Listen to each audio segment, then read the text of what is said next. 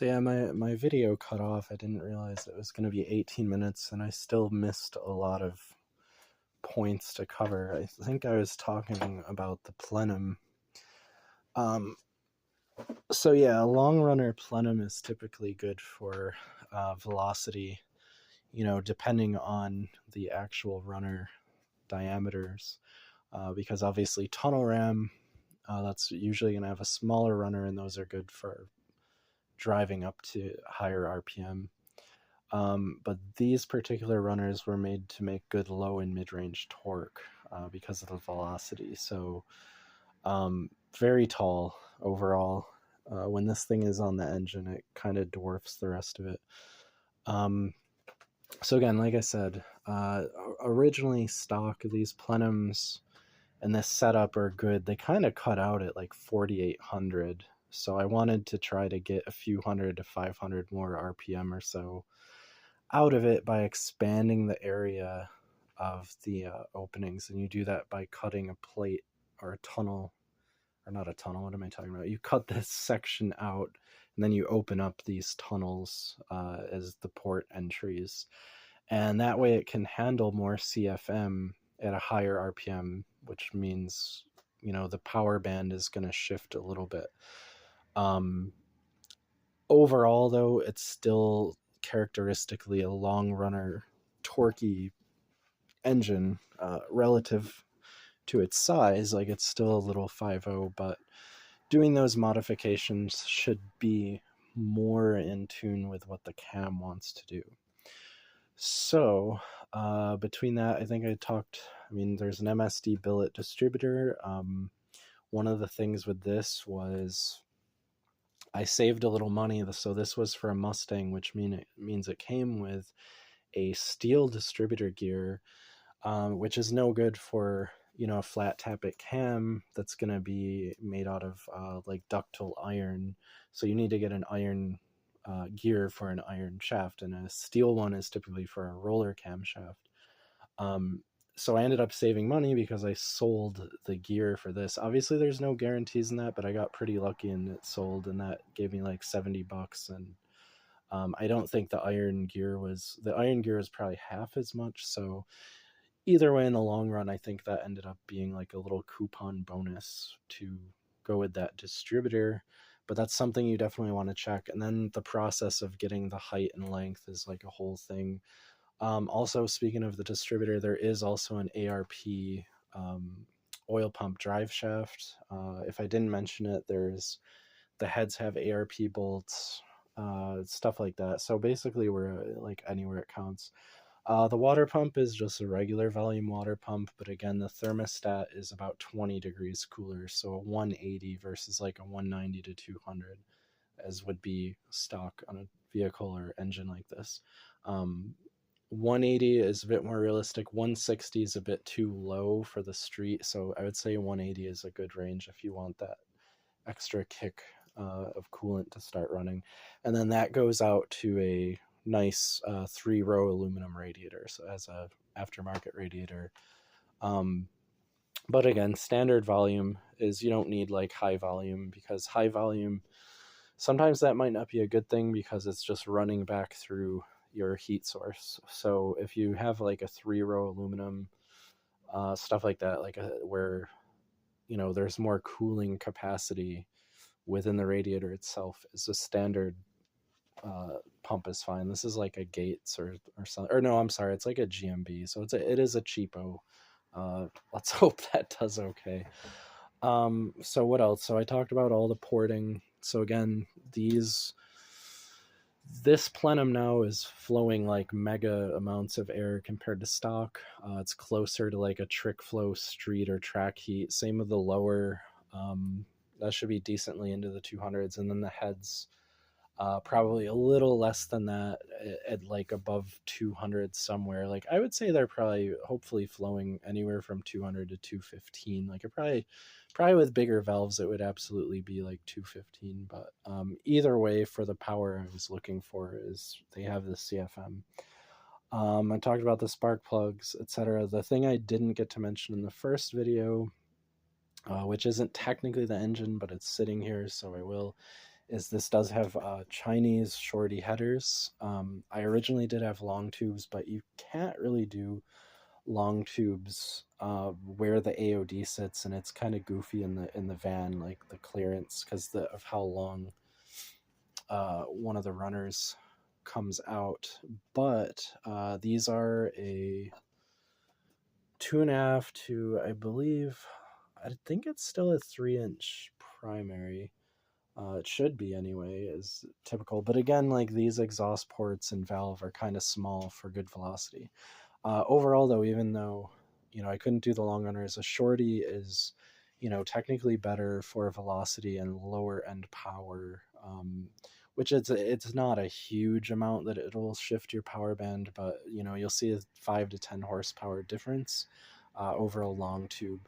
But what I did do with these, and it kind of was a little bit of a messy job, I did want the stainless steel, so at least they're kind of somewhat protected versus bare or getting the coated, painted ones that are really just painted for shipping because it'll burn off. Better than a wrap too, because a wrap, the metal can get hot and blow holes and stuff like that. Um, if you're gonna ceramic coat the inside and outside and then do a wrap, that's one thing, but that's also kind of overkill. So what these are, they're stainless steel outer, mostly for a little bit of like vanity when you're looking in the doghouse, but also moisture protection. Like they won't last forever, but they'll last a good long time before they start to get speckled with a little bit of orange iron oxide here and there. But I did get Eastwood's internal ceramic coating with the hose, so these are all internally coated now with ceramic, which again will help with exhaust scavenging and velocity. Overall, through your whole exhaust system, you can get like 10 plus horsepower just from having your exhaust heat treated. And there's a lot of facilities doing like really high end stuff. Mine's all rattle can, but I figured why not? And just for protection. But overall, this also will help keep some heat out of the engine bay. And a van doghouse is kind of notorious for building up heat. That's why I also have louvers in the hood. So hopefully this will definitely be a nice addition to obviously all the port work. And then I have from there, it's a 2.5 inch, like my downpipes and stuff are all the same. Goes into, I do have high flow cats. I'm likely running cats and all my emission stuff just because. But from there, there's a 2.5 inch X pipe. Typically, an X pipe that is kind of, I wouldn't call it mismatched, but typically you'd want an X pipe would go with a long tube because they're both, an X pipe is, again, it shifts your power band a little bit to the higher end, whereas an H pipe is better for low end. But so it's kind of a mix and match here on the exhaust, but those were also coated, and then that dumps out to 3-inch thrush welded. So my exhaust is all high velocity, 2.5 inch, but when it comes to the sound, getting into the muffler, they're 3-inch, so it kind of deepens the tone without making it too much of a musical instrument or losing back pressure. So it will still have a decent amount of velocity for that power band we want. So even though this is a 5.0, I would say, numbers wise, being a flat tappet, I'm kind of shooting for around 380 horse, which I realize is not the most insane thing you've ever heard of, but more importantly, it's the power band and the torque of this engine, which should be closer to like 400 foot-pounds. And then what's behind the engine, like I mentioned earlier, the gentle persuaders, if you will, is it has a 3000 stall converter in the AOD, and then it has a 373 posse. So even though it's not the most insane power output, even though it's technically like double the power of stock, is when that converter locks up, it's basically almost at 400 foot-pounds because of where the torque band is going to hit. So most importantly, this thing is definitely going to get up off its ass and want to go. And I also have ladder bars of nothing in the way of tires yet. But right now, this first phase of getting it together is basically test and tune, cruising, getting everything broken in, like the rear end, the engine, etc. Like getting the pistons broken in, or excuse me, the piston rings and whatnot. You can see some nice patina starting on these valve covers that I thought I did a good job of. But guess whatever, it'll probably get nice and oily after a while. But so yeah, that's it. It's again, this was a lot of elbow grease and a lot of like handful of minimum wage jobs, just nickel and diming it, and then putting my kind of hours into it, and it kind of turned into a nice small block. Like I didn't take any shortcuts. Like I said, all the bearings are top notch. Everything's been blueprinted. So it's not a question of, oh, I'm just going to throw a cam and some bolt-ons. Like this is a full-blown, build. And it was one of those things, though, too, like budget friendly, where obviously a lot of things are going to happen soon with internal combustion and what you can do, what you can't do. And it's one of those things is like, okay, if you had to build, if you want one last V8 or something, like what would you build or what could you get away with? And I think even though this isn't a heavier vehicle, I feel like the power and torque and the power band that it has, like this is definitely a fun recreational engine. Like obviously it's going in that, or well, a very, very different version of that. But so no, it's not a Mustang, but this particular engine in a lightweight Mustang or Thunderbird would still be like plenty of fun, especially something around that 3,000 pound range. So it's borderline cruiser, borderline kind of a thumper, workhorse. But the thing is it's also only like a 9-to-1 or less compression. There's nothing too insane, so it should be a very reliable, streetable engine. And as far as that power band goes and that peak brake horsepower, is because it's an OHV engine, like I said, with, a two valve has more velocity. They have a broader, lower to mid power band compared to an OHC. And I would say the equivalent power band, it's kind of like having a first generation Coyote engine, which is like 412 horsepower. So it's, and I'm always looking at the torque, especially in a heavier vehicle. And that's really, um, if you ask any builder or anyone worth their salt, like that's really how you determine the efficiency of an engine, is its torque to its displacement. So however you want to do the math, if it's like, oh, foot-pounds to cubic inch, etc., that's like the true measure of an engine. And then obviously horsepower is the value determined after that for work being done over time. But I am pretty excited about it. I think it's been a while since I've had anything with some grunt behind it.